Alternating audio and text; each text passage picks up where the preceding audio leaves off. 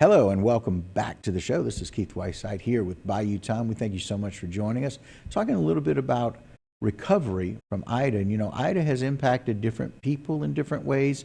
It's impacted structures in different ways, but it's really impacted our ability and our infrastructure and what we can do to get back to some sense of normalcy.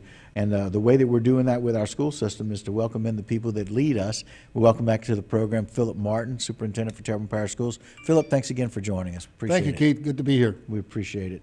Well, I guess first things first, let's talk a little bit about some of the damage that Ida has caused to our schools here in Terrebonne Parish. Yeah, Keith, every school sustained some damage. Not every school received the same amount of damage. Some was what I would categorize as catastrophic, and some just serious. Right. But as a result of that, the schools that we realize are going to be a very long-term project to bringing back up again. We've paired and shared and piggybacked schools with other schools. For example, ST will be sharing time at HL, Right. a morning group and an afternoon group, and Ellender will be sharing time with Terrebonne High, a morning group, Okay. morning Terrebonne and afternoon Ellender. Because those schools did receive very significant damages, and Upper Little Kaya as well. Okay. Those schools got very significant damages. All schools got some. Right. There was no school that had nothing happen to it. Right. And everything in between, Right. from and a lot of people are asking, well, how much of the school is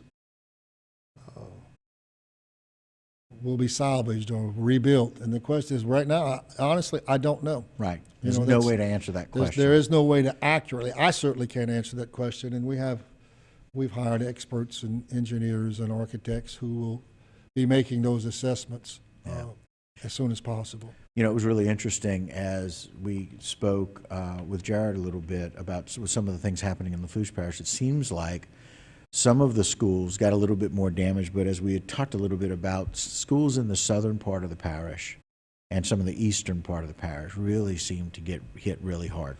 Yeah, Correct? yeah. Obviously, that is true. That location certainly applies to real estate and hurricanes. Sure. In terms of how bad it is. Yeah. Some areas were much worse than others. That's not to say in some of the northern areas of the parish there was not some really bad things that happened. Right.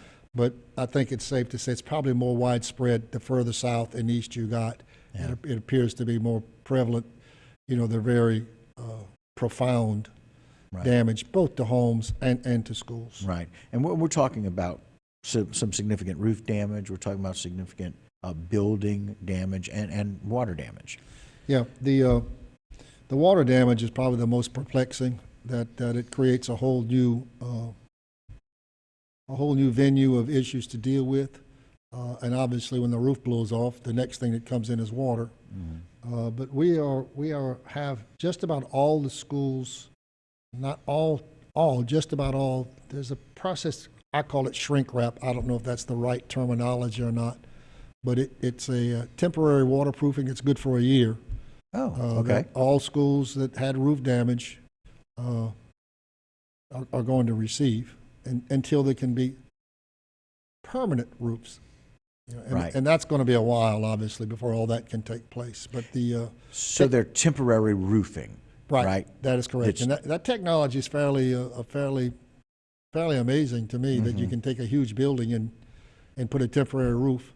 Now, notice all we said is temporary. Sure. Sure. This is the situation I described with the schools.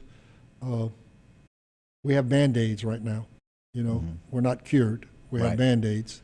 And certainly the pairing and sharing of schools is intended to be temporary. It's not permanent, but it's the immediate Temporary fix. Temporary for fix. now. Yes, that's correct. Yeah. And so again, it's always nice to hear about, I kind of got word about that last week a little bit, or 2 weeks ago, about South Terrebonne and what they were doing in the sharing with H.L. Bourgeois. And we talked a little bit about how the student athletes have really been impacted by that. And what a great job by the principals and the athletic directors, and really getting together. They complimented you as well about getting that and sharing that. Well, the sooner we can get our kids to some semblance of normalcy. Now, look, we started school this week. It's not normal. Right. Some schools it's very normal, quite honestly. Right. Some schools it's not. Right. If you're now going into a new building that you hadn't been in before, that's a different experience. So some kids are going back to the same building that they came from. But for many children, and we have another group that'll be beginning tomorrow. And as buildings reopen, you discover things that even though we sent in teams of electrical engineers, structural engineers, architects, environmental engineers, water mitigation teams, and those are pretty much the environmental people. Okay, right. When you turn everything back on and everything's working, then all of a sudden a main line air conditioner just blows up. Mm-hmm. I don't know if that's related to the hurricane or not related to the hurricane, but Right. we've been having a lot of those unexpected issues. Bourgeois, we opened up and everything seemed to be good. ACs, everything working, and yesterday morning, I think it was, or was it? My timeline sometimes get a little confused. Believe me, I understand. But right before we opened, there was an electrical problem where half the school lost electricity. Wow. Things like that, and Yeah. and then the dilemma is, well, is it an electrical supply problem from the utility company, or is it on our side? Right. Trying to figure those things out. There are so many discussions and rumors and theories, and we're getting phone calls all day long about people either presuming or assuming that the kids are going back to some unsafe environment. Yep. And I just think it's important for us to address. Let's talk about what the reality is Sure, about Keith, that. and people's concerns are real, and I understand their concerns. As we mentioned earlier, water mitigation was a big part of the recovery. When roofs blow off, you get water in buildings, and then all the connected issues that can be connected to that. Right. We did that on the environmental side as a three-part process.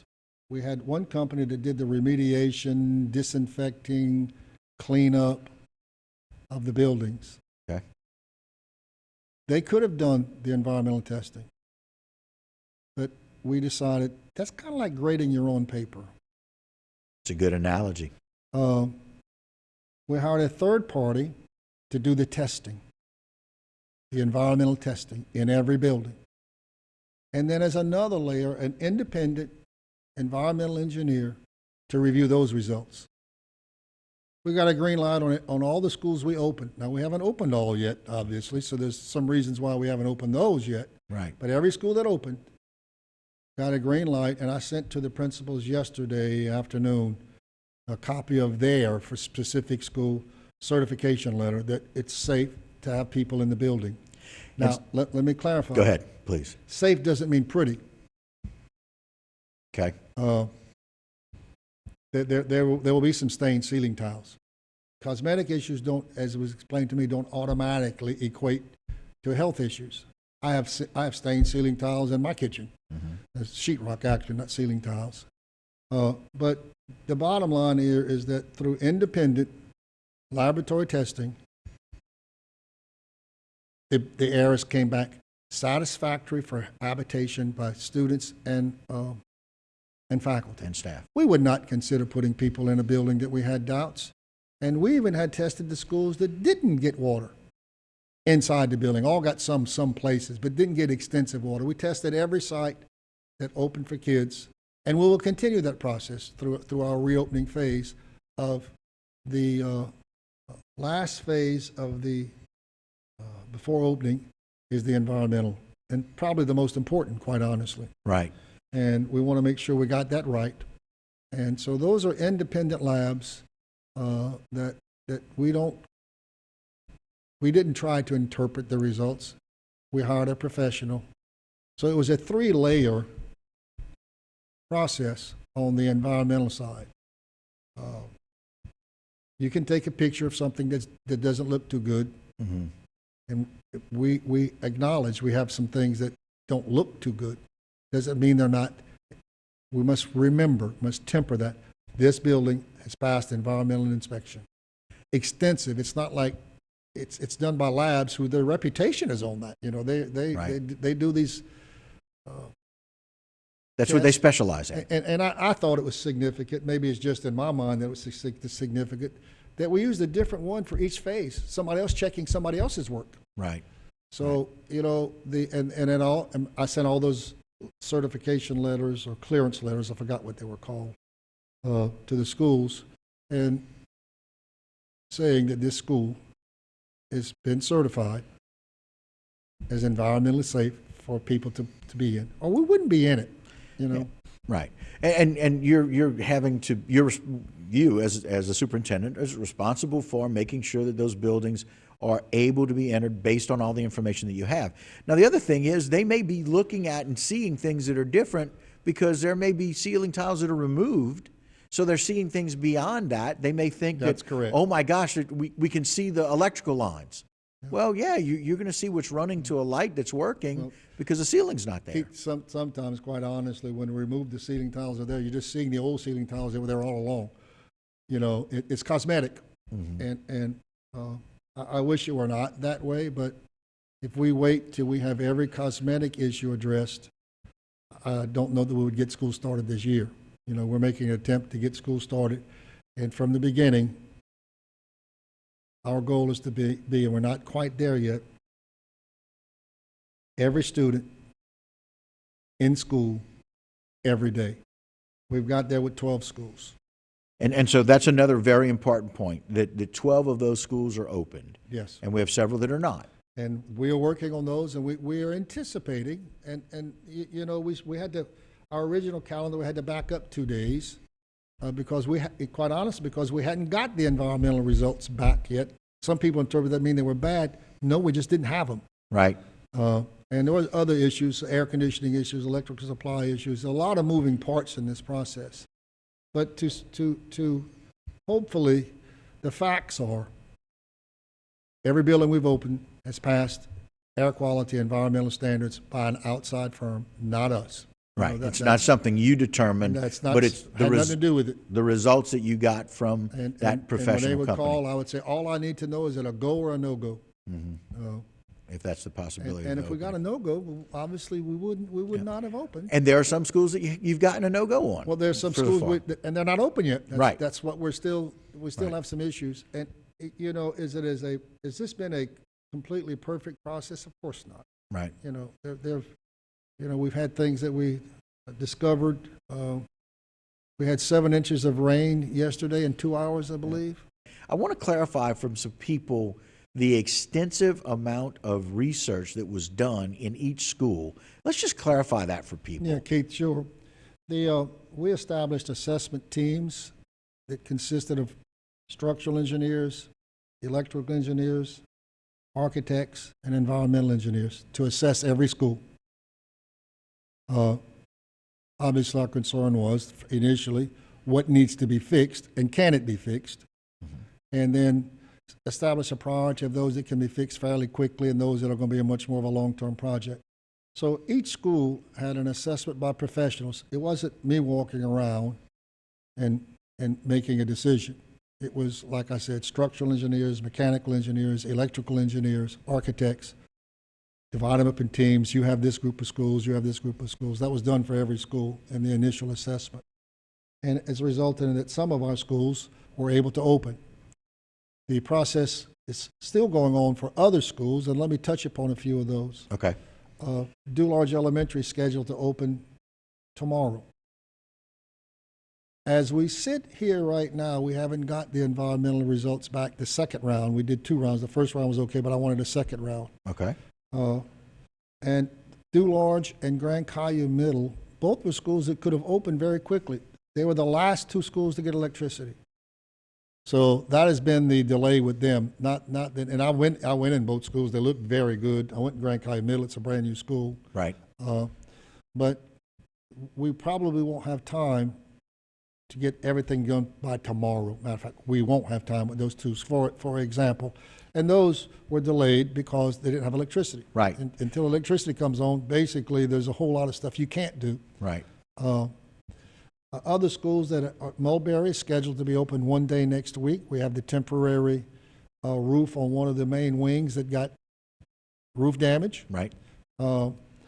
Schriever, the back building, the front building actually was fairly good. The back building had some water damage on some of the ceilings. That is being changed and replaced. Mm-hmm. So the schools that are not yet open are very close. Mm-hmm. They're not all of the same closeness. Some are further away than others. Right. Now, let me reemphasize, some we're not looking at opening. Grand Kai Elementary, Upper Little Kaya, South Terrebonne, Ellender, they're not in that group. Okay. The group I'm referring to now is what I said in the phase 4, the ones that were not defined in the first 3 phases. Right. And Oaklawn, where? Oaklawn is in that group. Right. Initially we were thinking that Oaklawn may have to be 5th and 6th graders go to school in the morning and 7th and 8th graders go in the afternoon. We're off of that. They said, nope, we can, it's not to that level. We can, Okay. now we won't be using the entire campus. Right, because some of those buildings got more damage than others. And there are many campuses that part of the campus we don't use, maybe one building. Matter of fact, that's very common. Some of the modular buildings, we're not going to be able to use those. Right. So we're piecing, it's a quilt work in many places, but I want to end with what I began with.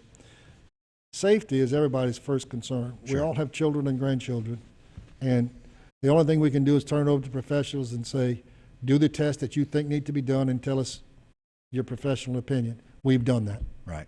And more importantly, things are not going to look like they did before. Oh, no. And there's probably a great deal of presumption that because it doesn't look good, that it's not good. And that's not the case. Keith, that is very well put. You know, the cosmetic issues are going to be many, you know, but that doesn't, we have to remind us and everyone involved that these buildings have passed environmental test. Right. You know, so yeah, many of them won't look like they did, perhaps, and many of them don't look any different, quite honestly. Right. But some look substantially different. But the primary issue is not looks. Not right now. We're going to focus on looks in the next months and years, probably in front of us, to getting the looks fixed. It's making them where they're environmentally appropriate and pass those standards for having people in the building. And it's about the safety of you, your staff, and the kids being able to be in a learning environment, because we've proven that the learning environment is the best opportunity for them, and we've learned that over these last few years. Well, Keith, obviously the ones we haven't opened clarify that we're not opening those that we're not 100% sure, that the physical environment, AC, heat, not heating, we don't need heating, No. AC, electrical, all those components are functioning fine. And we've had quite a few of those issues. Right. And we still are, by the way. Well, we're all experiencing that in our homes, where we're having these surges still. There's been a lot of electrical damage. But, you know, in the last minute of this conversation, I kind of want to make sure that people understand the air quality has been tested, the safety of the buildings has been tested. The kids are going to be, and the staff are only going to be in those areas that are safe. They're only going to be in the places where air quality has been proven to be safe. That is correct.